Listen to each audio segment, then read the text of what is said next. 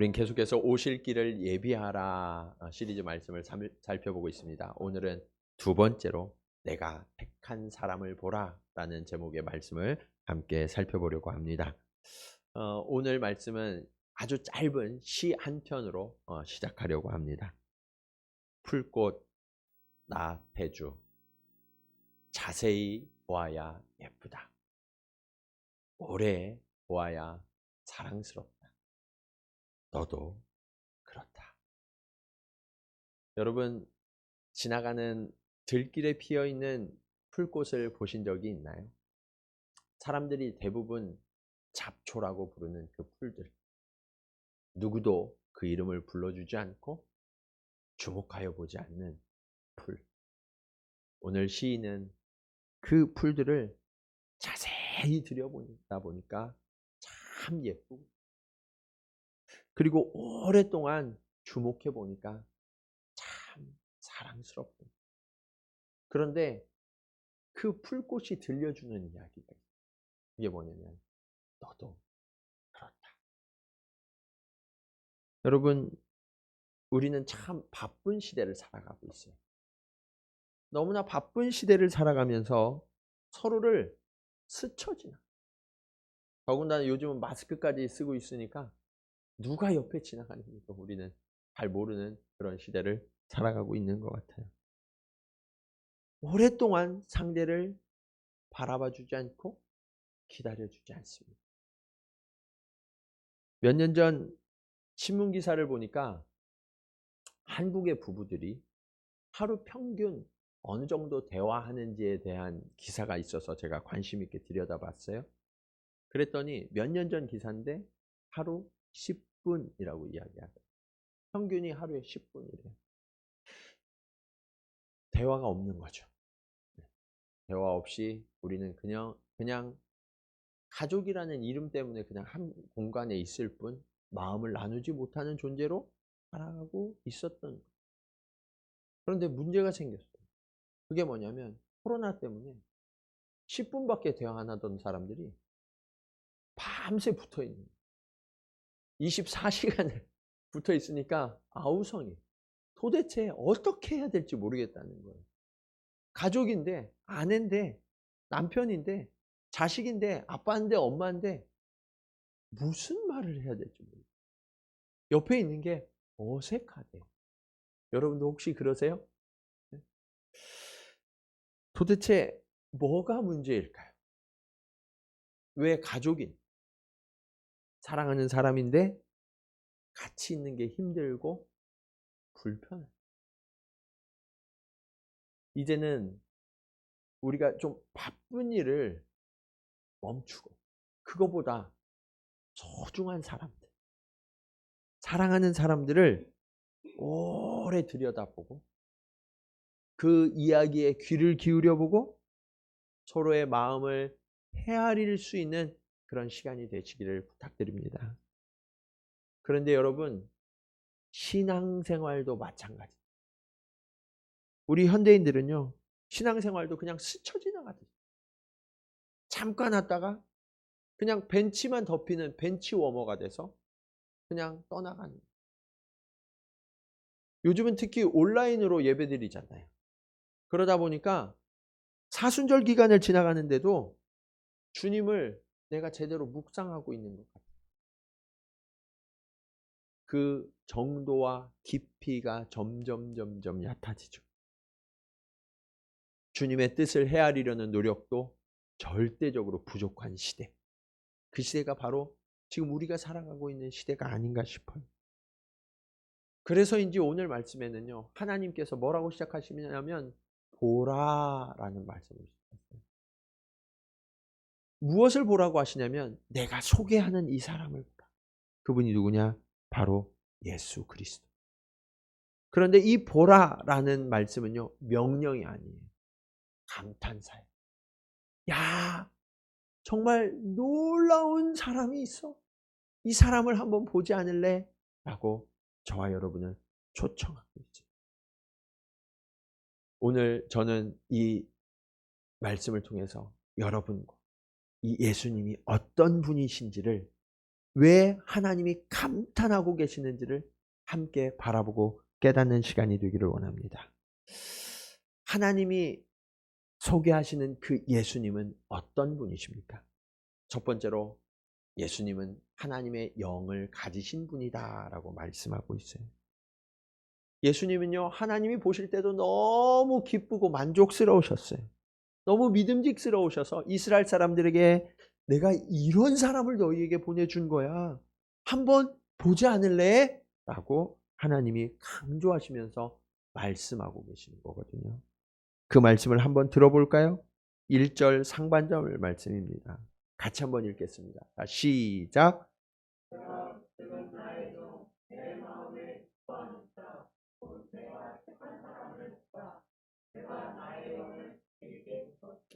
자, 이 말씀을 보시면 예수님에 대해서 하나님이 뭐라고 말씀하세요? 내 마음에 기뻐하는 자다. 내 마음에 정말 기뻐하는 자다. 그래서 내가 택한 사람이 바로 예수 그리스도다라고 말씀하고 있어요. 근데 여러분, 이 말씀이요, 완전 대조되는 한 말씀과 우리가 비교해서 봐야 돼요. 그게 뭐냐? 우리가 잘 아는 로마서 3장 23절 말씀입니다. 그 말씀은 뭐라고 말씀하셨어요? 모든 사람이 죄를 범하였음에 하나님의 영광에 이르렀대요, 이르지 못했대요? 이르지 못했다. 거기에 그 모든 사람의 저와 여러분이 포함돼요, 안 포함돼요? 포함돼요. 우리는 하나님의 영광에 이르지 못해요. 하나님의 마음에 흡족하지 못한 자라는 거예요. 그래서 성경은요, 모든 사람이 죄 때문에 하나님의 영광에 이르지 못하고 하나님의 마음에 기뻐하심을 입지 못한 자가 되었는데, 이 예수님께 대해서만큼은 하나님이 어떠시대요? 마음이 기쁘시다, 흡족하다, 만족하다라고 말씀하시는 거예요. 근데 이 마음으로 기뻐한다라는 이 표현은요, 단순히 마음으로 기쁘다라는 정도가 아니에요. 무슨 의미냐면 하나님께 예물을 드릴 때 우리는 흠이 없고 점이 없는 예물을 드려야 되거든요. 그래야 하나님이 받으세요. 아무거나 드린다고 하나님 다 받으시는 게 아니에요. 정말 공의롭고 흠이 없고 점이 없는 예물을 드려야만 하나님이 그것을 받으신다고요. 그런데 그 온전한 예물처럼 하나님이 기뻐 받으실 만한 분, 그분이 바로 예수님이시다. 완전하신 분이시다라고 말씀하고 있는 거예요. 이게 왜 중요하냐면 죄를 범한 인간이 이 땅에서 살아가면 하나님의 징계와 벌을 받을 수밖에 없어요. 그런데 하나님께서 우리에게 생명을 연장시켜 주시는 도구로 짐승을 보내셔서 그 짐승의 피로 말미암아 우리가 죄 사함을 얻게 하셨거든요. 근데 그 짐승의 피 흘림은요, 우리가 죄를 지을 때마다 짐승이 하나씩 죽어요. 그리고 그 피 흘림은 1년 정도밖에 효력이 없어요. 그러니까 여러분, 내가 살기 위해서 얼마나 많은 짐승이 죽어야만 했죠. 그런데 오늘 예수님은요, 예수님의 죽으심과 피 흘리심으로 말미암아서 단번에, 그리고 영원토록 우리가 죄 사함을 얻었다라고 말씀하세요.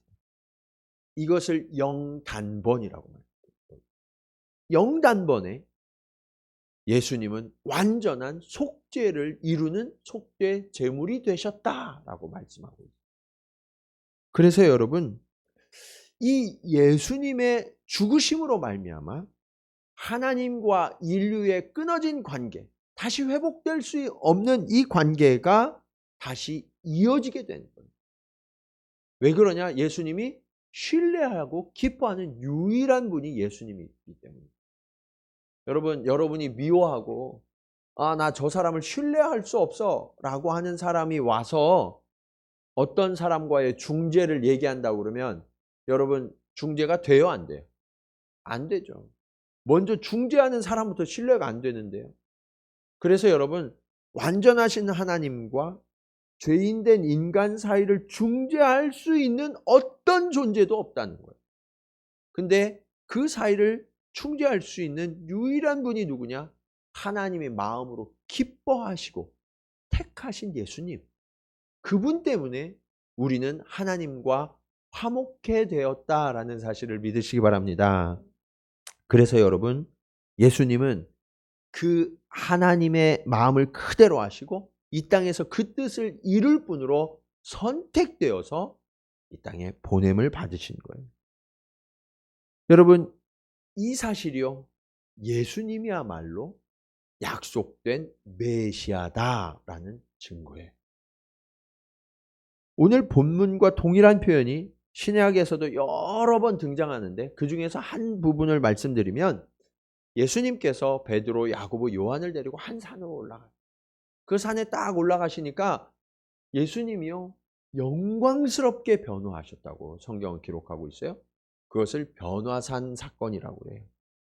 예수님께서 환하게 변화되시는 그 순간에 하늘에서 소리가 났어요. 무슨 소리가 났느냐? 마태복음 17장 5절 말씀입니다.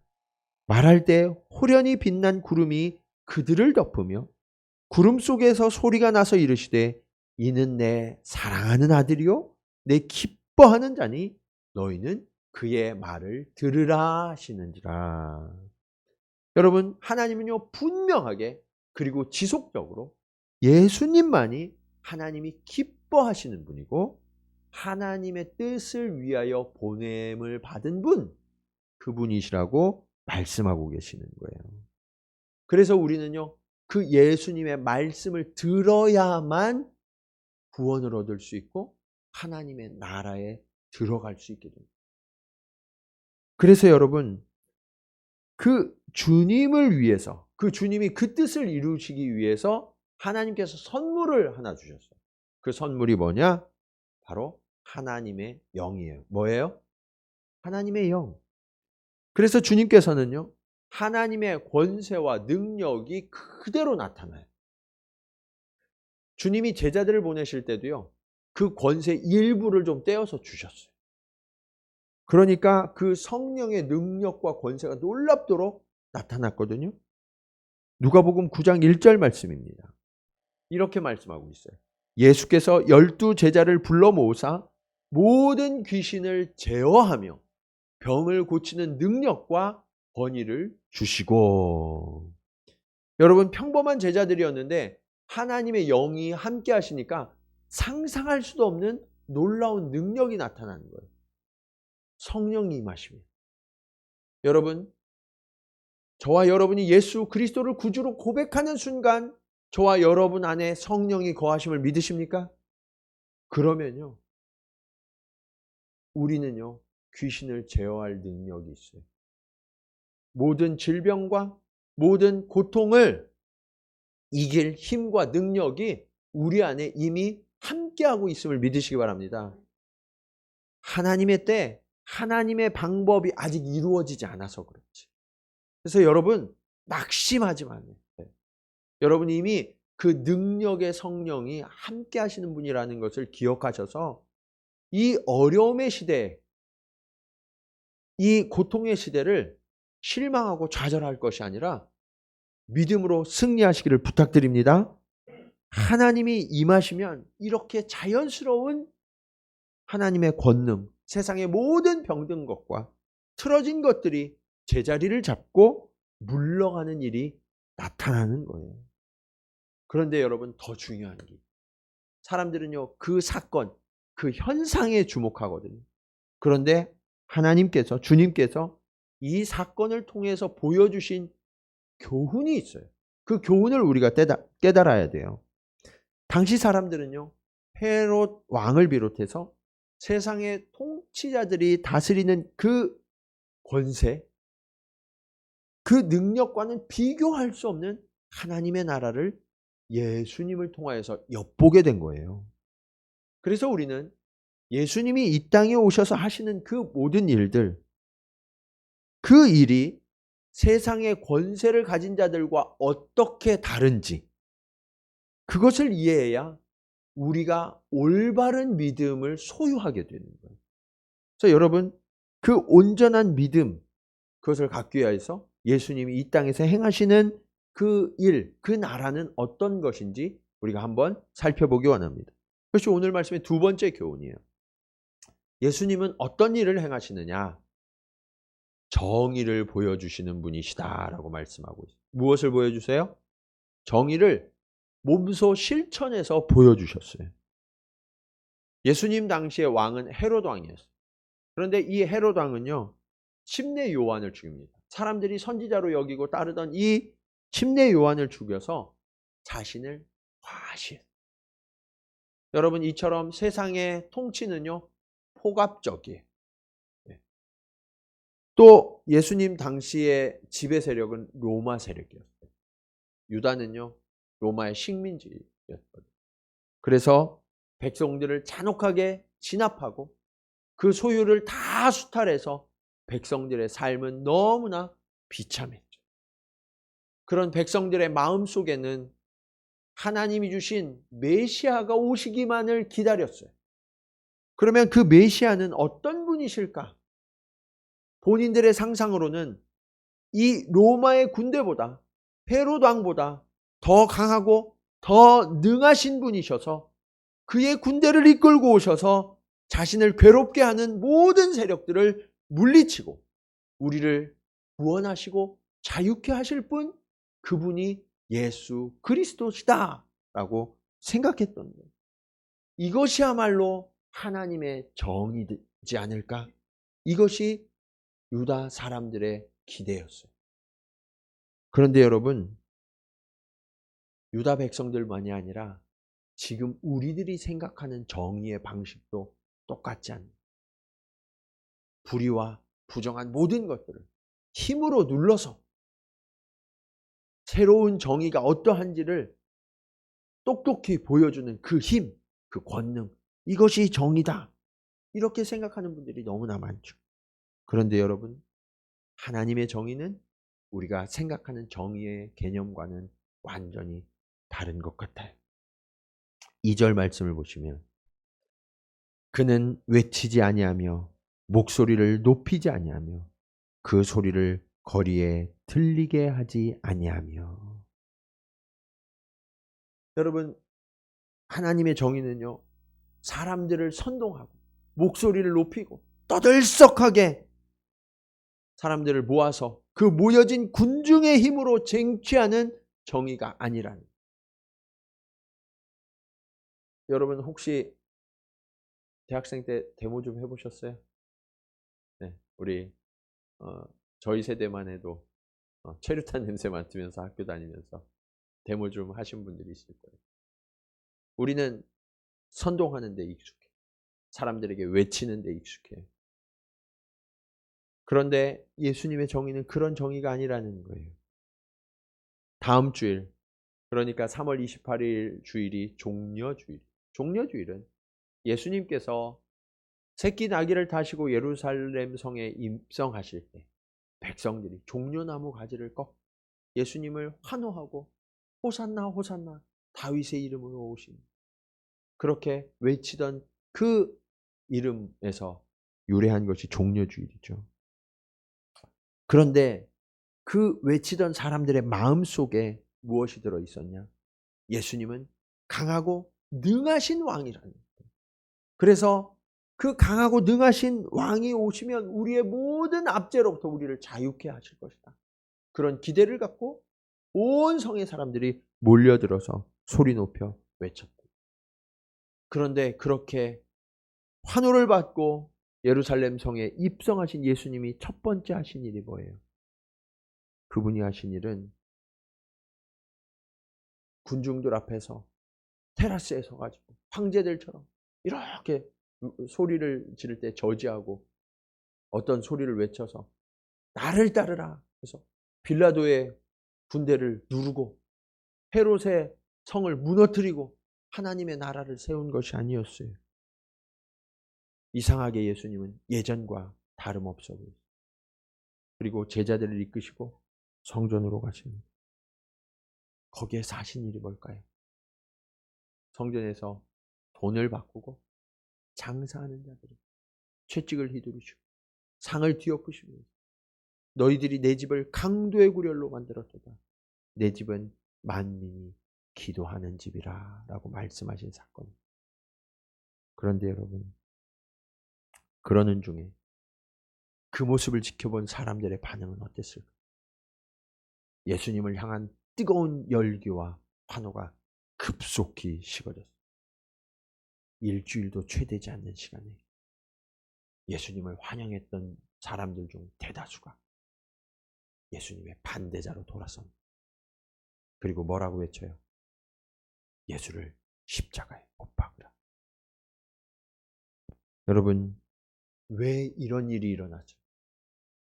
왜 열렬한 지지자, 환호자가 반대자, 적대자로 돌아서는 일이 일어났죠? 그것은 바로 그들이 예수님을 그대로 믿고 따를 분으로 모셨던 게 아니기 때문입니다.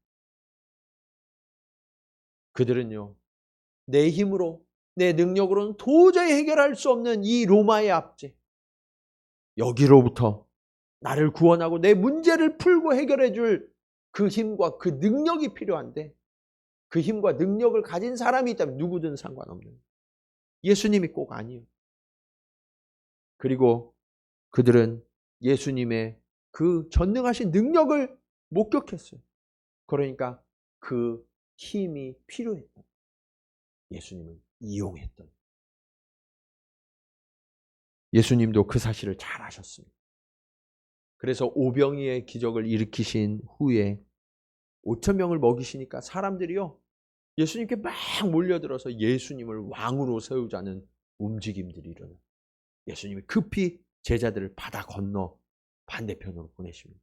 그리고 예수님도 홀로 따로 산에 올라서 기도하시다가 어느샌가 바다 건너편으로 건너가셨어요.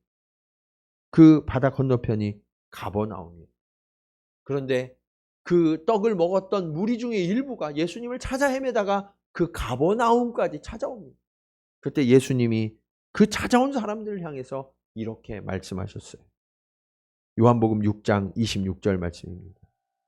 예수께서 대답하여 이르시되 내가 진실로 진실로 너희에게 이르노니 너희가 나를 찾는 것은 표적을 본 까닭이 아니요 떡을 먹고 배부른 까닭이로다. 너희들이 나를 필요로 하는 건 그냥 배고파서, 너희 필요를 채워주니까 그래서 온 것에 불과하다라고 주님이 그들의 내면을 다 드러내신 거예요. 그런데 여러분, 이 말씀이 길게 이어져. 그리고 이 말씀의 끝에 결론이 어떻게 나냐면 그때부터 제자 중에 많은 사람, 제자가 누구예요? 예수님을 스승으로 모시고 따르는 사람이죠.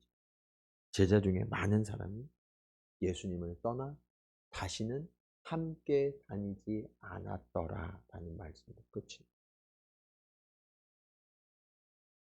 여러분, 사람들은요, 예수님을 열렬히 추종하는 것 같아요.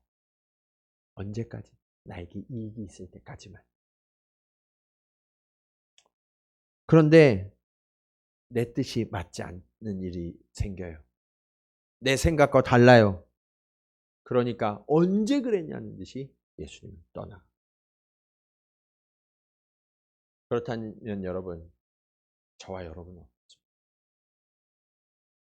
우리는 친솔하게 우리 자신을 한번 돌아봐요. 나는 예수님을 왜 믿는가? 나는 왜 예수님을 따르고 있는가? 우리도 혹시 그 예수님의 권세가 필요하고 강한 능력이 필요해서 그게 탐이 나서 그 능력으로 내 문제를 해결해 주셨으면 하는 그 바람 때문에 예수님을 따라다니고 계시진 않으세요? 내가 고상한 척하고 괜찮은 믿음의 사람인 것처럼 보이지만 정작 그 문제가 좀처럼 해결되지 않거나 내가 생각한 방향과 다른 방향으로 일이 진행되어지면 예수님을 향한 그 열정과 기대가 식어지고 있진 않으세요? 여러분의 마음이 점점 냉소적이 되어가고 있진 않으세요? 그런데 여러분, 예수님은 우리 보디가드가 아니에요. 예수님은 우리 문제를 해결해 줄 그 해결자가 아니에요. 다시 한번 2절 말씀을 보시겠습니다. 그는 외치지 아니하며 목소리를 높이지 아니하며 그 소리를 거리에 들리게 하지 아니하며. 이 말씀은 예수님이 이루시는 정의, 그분의 나라는 폭압적인 방식이 아니라 겸손하고 온유하신 방법으로 하나님의 정의를 이루신다라고 말씀하고 계시는 거예요. 하나님의 정의를 생각할 때 우리가 믿는다고 해도 대부분 무엇을 떠올리냐면 심판을 떠올려요. 주님께서 오셔서 마지막 모든 것을 멸하시고 하나님의 나라를 세우신 그 심판. 그런데 주님은 오늘 뭐라고 말씀하세요?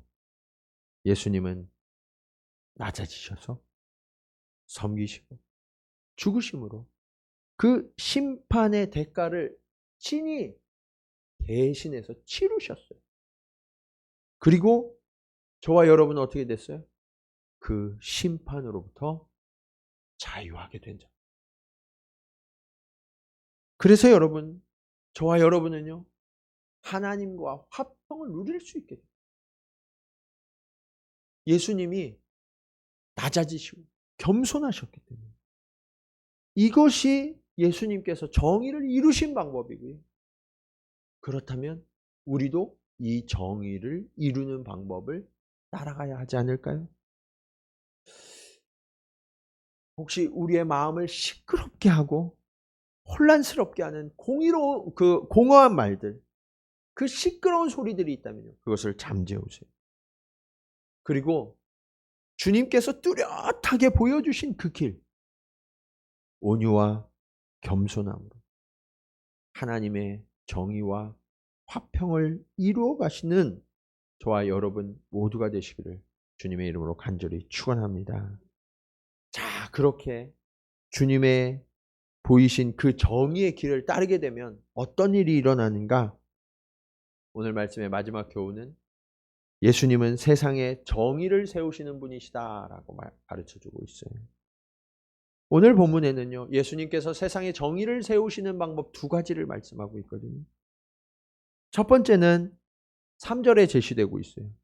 3절 말씀 우리 한번 같이 읽을까요? 자, 시작.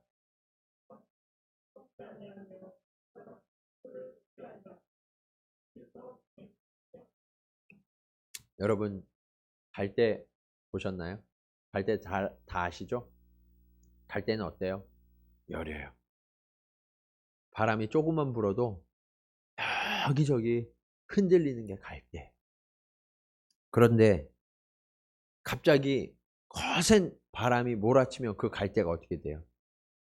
갈대가 상하고 꺾여. 그러면 정말 볼품도 없고 쓸데도 없어서 그 갈대를 꺾어버리게 돼요. 꺼져가는 등불의 의미는요, 등불을 너무 오래 쓴, 그래서 심지가 짧아졌어요. 심지가 짧아진 그 등불에 불을 붙이려고 그러면 쉬워요, 어려워요? 어려워요. 네. 잘 붙지도 않는데 연기는 왜 이렇게 나는지. 그리고 애써 불을 붙여도 깜빡깜빡하면서 어둠을 밝히지 못. 그동안은 잘 밝혀.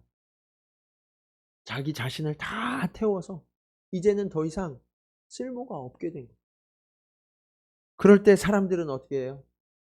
연기만 나고 어둠도 밝히지 못하니까 이제는 버려야 되겠다. 그것이 우리들의 선택이라는 거예요. 그런데 주님은 어떤 분? 상한 갈대를 꺾지 않으시대. 그럼 꺾지 않고 그냥 놔두냐? 그 얘기가 아니에요. 상한 갈대를 꺾지 않아서 예수님은 그 옆에 붙들어 싸매 주신, 보호해 주신, 새순이 다시 난 그때까지 함께 해주시는 분, 그분이 주님이시고, 꺼져가는 등불을 끄지 않아요. 버리지 않아요. 오히려 그 옆에 심지를 덧대죠. 그래서 다시 환한 불이 차오를 수 있도록 그렇게 우리를 일으켜주시고 세워주시는 그분이 주님이시라고 말씀하고 있어요. 세상은요, 사람들을 바라볼 때 용도에 따라 바라봐요. 나한테 이익이 되는가 되지 않는, 저 사람이 쓸모가 있는가 없는가, 그렇게 보면서 인정되는 사람만 내 곁에 두려고 하는 성향이 있죠. 그러다 보니까 일반적으로 세상은 약하고 가난하고 병든 자들을 외면 자꾸자꾸 소외시켜. 안 그래도 힘들어서 간신히 버티고 있는 그런 사람들을 쳐다보는 시선이 곱지가 않아요.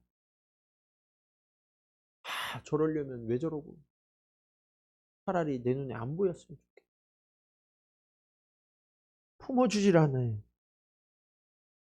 서로 구번짓고 함께 하려고 노력하지를 않는 거예요. 요즘 우리 젊은 청년들 유치원 때부터 아주 치열한 경쟁에 내몰렸던 청년들이거든요. 그렇게 치열한 경쟁 속에서 쉼없이 달려왔어요. 그렇게 달려왔는데 대학을 졸업하니까 우리 경제의 성장이 멈춰버린 거예요. 그래서 취업의 문이 너무 좁아요. 원서를 보통 100군데 내야 됩니다.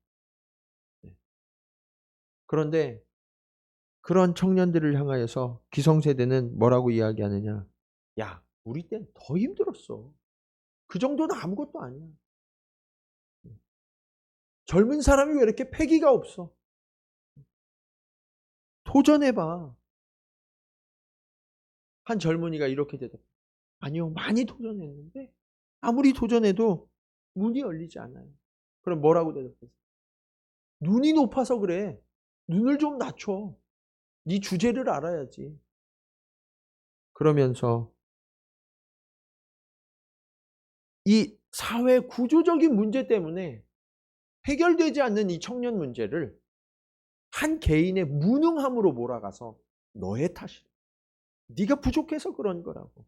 우리는 그렇게 그를 더 힘들게 하고 그 상한 가지를 꺾어버리는 그러한 역할을 하고 있지는 않습니다.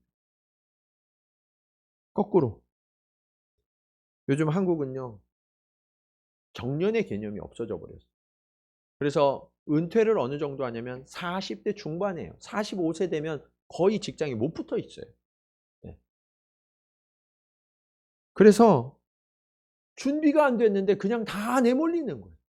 내가 평생 동안 공부하고 일했던 그 분야가 아닌 곳으로 내던져져서 그렇게 사람들이 살아가고 있어요. 그런데 사회는 대책을 세워주지 않아요.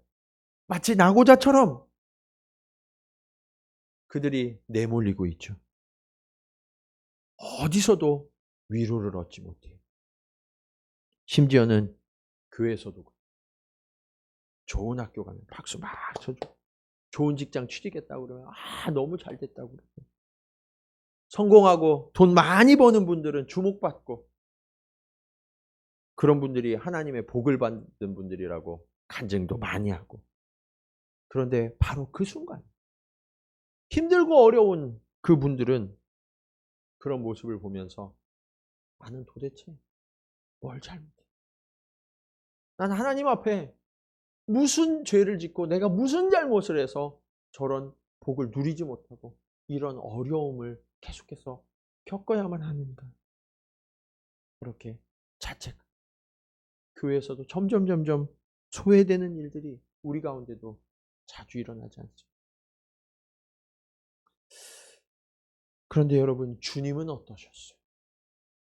주님은 이 땅에서 공생애를 사시는 동안 항상 주님의 발걸음이 향한 가난한 자, 병든 자, 약한 자, 소외된 자를 찾아가셨 들과 함께 그들을 위로하시고 고치시고 그들을 다시 세우시고 구원하시는 일에 자신의 전생애를 주셨습니다. 3년밖에 안 되는 그 짧은 생애를 그들을 위해 다 보내셨던 거예요. 우리 주변을 한번 돌아보자. 지금 넘어질 것처럼 흔들리는 분이 혹시 옆에 계시지 않나요? 그냥 내버려 두면 꺾이고 꺼질 것 같은 분이 우리 옆에 그렇게 흔들리고 있진 않아요? 사실은요, 지금 우리 교회도 그런 분들이 곳곳에 계세요.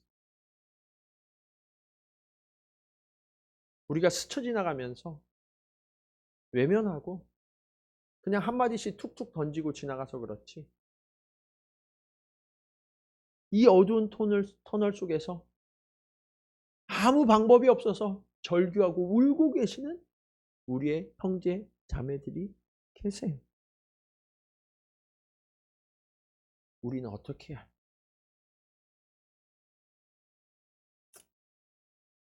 저와 여러분이 그런 분들을 향해서 두 팔을 벌려 안아줄 수 있기를 원합니다. 여러분, 우리 교회는 주님의 모습을 닮은 교회가 돼요. 성공하는 교회가 아니라 주님이 기뻐하시는 교회가 돼요.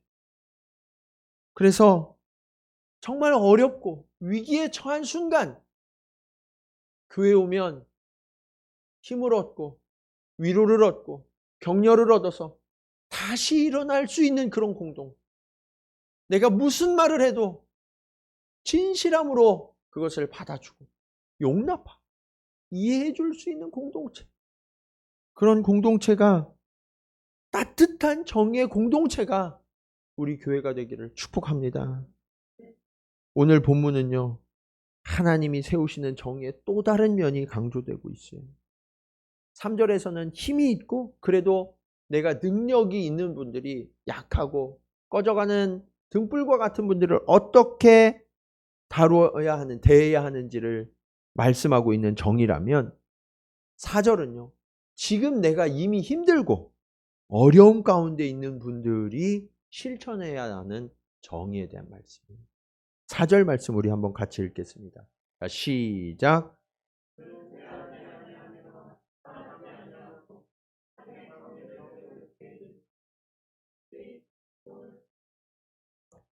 여러분, 우리가 믿는 예수님, 그분이 세우시는 정의가 어떠냐면 쇠하지 않는, 낙담하지 않는데요, 무너지지 않는다라고 말씀하고 있어요. 그래서 여러분, 세상이 아무리 크고 강해도 우리 주님은 결코 실패하지 않습니다.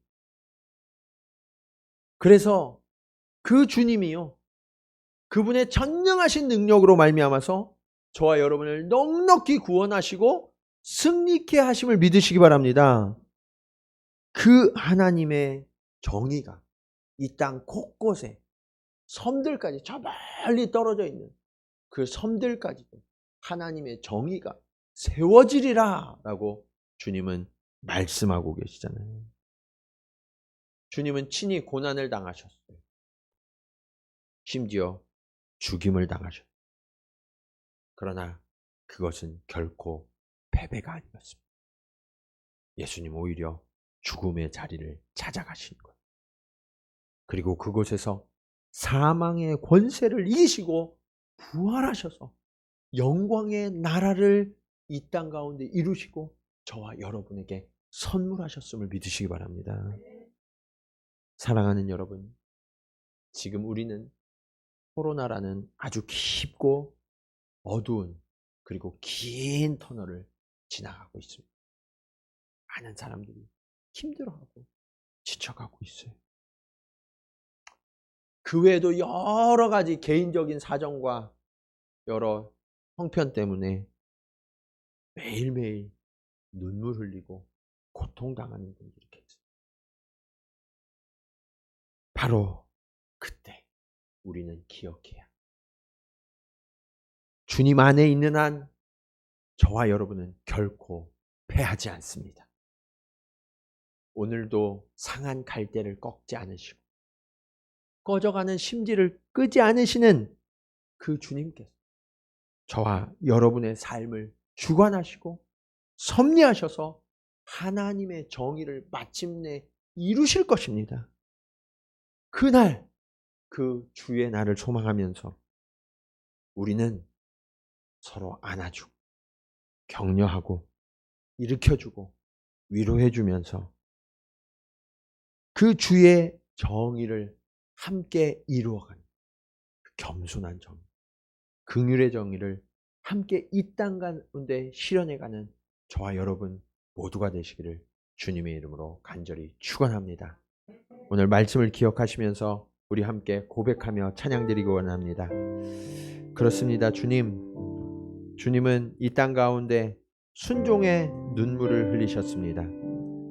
그리고 이 땅에 오셔서 죽으심으로 나를 살리셨습니다.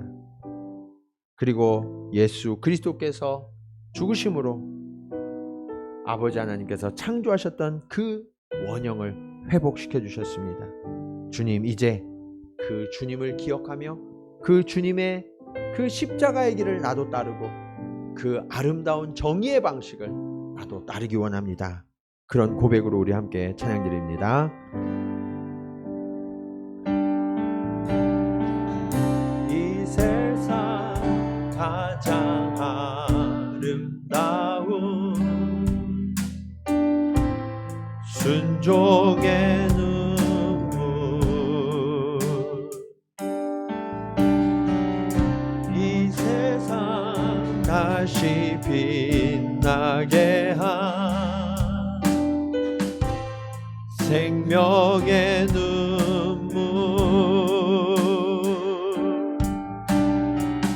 그가 이 땅에 오신 이유 죽어야 살게 되고 져야만 승리하는 놀랍고 영원한 신비, 지으신 그대로 회복시키 우리의 창조주 그리스도, 십자가의 길로 아버지 뜻 이루셨네. 그가 이 땅에 오신 이유 이제 우리에게 맡겨진 그 소망, 그 사랑, 그 생명, 아름답고 눈부신 십자가의 길, 우리가 이 땅에 살아가 이유 지으신 그대로 회복시키, 지으신 그대로 회복시키 우리의 창조주 그리스도, 십자가의 길로 아버지 뜻 이루셨네. 그가 이 땅에 오신 이유 이제 우리에게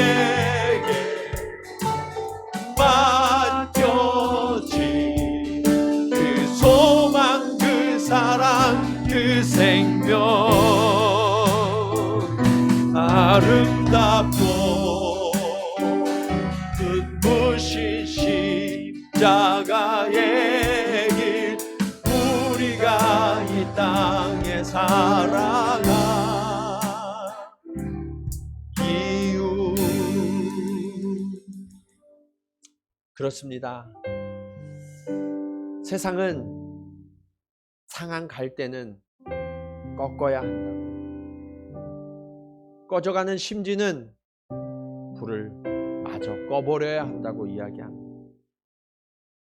그것이 당연한 것처럼 우리는 그렇게 흔들리는 그 소중한 영혼들을 꺾어버렸고, 간신히 버티고 있는 그 영혼을 꺼서 어둠 속으로 몰아넣고 있었음을 주님 고백하며 회개합니다. 주님, 우리가 바로 그런 상태에서 주님의 택하심을 입어 건짐받은 영혼이었는데, 주님, 나는 그 흔들리는 것을 용납하지 못하고 그 꺼져가는 것을 용납하지 못하여서 아버지 하나님, 그들을 외면하고 그들로부터 매몰차게 돌아섰음을 주님 고백하며 회개합니다. 주님이 이 땅에 오신 그 정의는 겸손하고 온유함으로, 그래서 죽으심으로 상대를 살리는 정의였는데, 우리는 내가 살고자 다른 이들을 죽이고 짓밟는 그러한 정의를 꿈꾸고 있었음을 주님, 우리는 돌아보며 회개합니다. 주여, 오늘 우리의 일상 가운데에서도 이러한 일들이 매일매일 반복되고 있습니다. 주님께서 십자가에 오르셔서 우리를 살리신 그 겸손과 희생의 정의가 오늘 우리에게도 꽃 피울 수 있도록 주님 인도하여 주시옵소서. 내가 애써 외면하고 오랫동안 바라보지 못해서 그 아름다움을 발견하지 못했던 그 상대로부터 이제는 내가 주목하여 바라보게 하시고 기다려줄 수 있어서 그 상대도 꽃을 피우는구나, 그렇게 바라보며 기뻐하고 안아줄 수 있는 그러한 주님의 제자가 될 수 있도록, 주님의 공동체가 될 수 있도록 주여 인도하여 주시옵소서. 우리 그렇게 함께 기도 드리시겠습니다. 할렐루야. 아버지 하나님, 오늘 우리는 예수님을 어떻게 영접하고 있습니까? 우리는 그 예수님을 어떻게 인정하고 따르고 있습니까? 아버지 하나님, 내가 예수님을 믿고 따른다고 하면서도 나의 정의는 더럽고 추한 것들은 치워버리고 그것을 제거해버리는 것이 정의인 줄만 알고 있었습니다. 주님, 지금도 흔들리고 있고 너무나 아파하고 고통하고 있는 이들을 내가 넉넉히 품어주지 못하고 사랑하지 못하고, 아버지 하나님, 그들을 기다려주지 못하고, 아버지 하나님, 매몰차고, 아버지 하나님, 내가 강한 손으로 그들을 억압하고 눌러버리는 그러한 통치가 나의 방식이었다면, 주님, 이제는 우리가 돌이키게 하여 주시옵소서. 아버지 하나님, 기다려줄 수 있게 하여 주시옵소서. 은밀하고 조용하게 외치지 않으면서 아버지 하나님, 이제 그를 위하여 온유하고 겸손함으로 기다려줄 줄 알면서 그렇게 서로를 세워주고 붙들어주고 싸매어주고 감싸서 새싹이 돋아나고 아버지 하나님, 다시금 불타오를 수 있는 그러한 영혼들이 될 수 있도록, 주님, 우리 교회가 그런 연합체가 될 수 있도록 주여 인도하여 주시옵소서. 아버지 하나님, 이 땅에 쓰러지고 아버지 하나님, 아파하는 이들이 너무나 많이 있는데 우리는 세상의 성공의 방식을 향하여 달려가고 있지는 않았습니까? 주여, 이제는 그 걸음을 멈추게 하시고 주님이 가신 그 길을 함께 따라갈 수 있도록 주님, 우리를 가르치시고 인도하여 주시옵소서.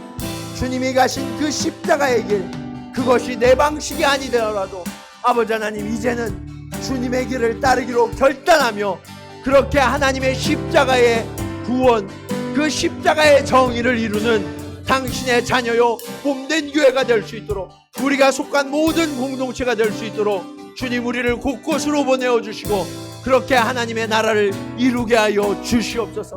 아버지여, 오늘 우리가 주님의 것입니다. 성령으로 우리를 주장하셔서 세상의 방식이 아니라 그 하나님의 정의가 우리를 통하여, 우리의 발걸음을 통하여 곳곳마다 다시 피어날 수 있도록 주여 인도하여 주시옵소서. 주님, 그렇습니다. 우리는 죽을 수밖에 없는 죄와 허물이 너무나도 많아서 지렁이와 같은 그러한 무익한 존재였는데 하나님께서 나를 택하여 주셨다.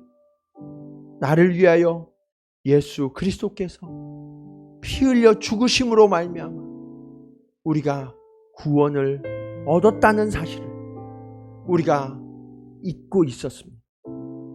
그래서 주님, 나는 상대를 오래 바라봐 주지 못하고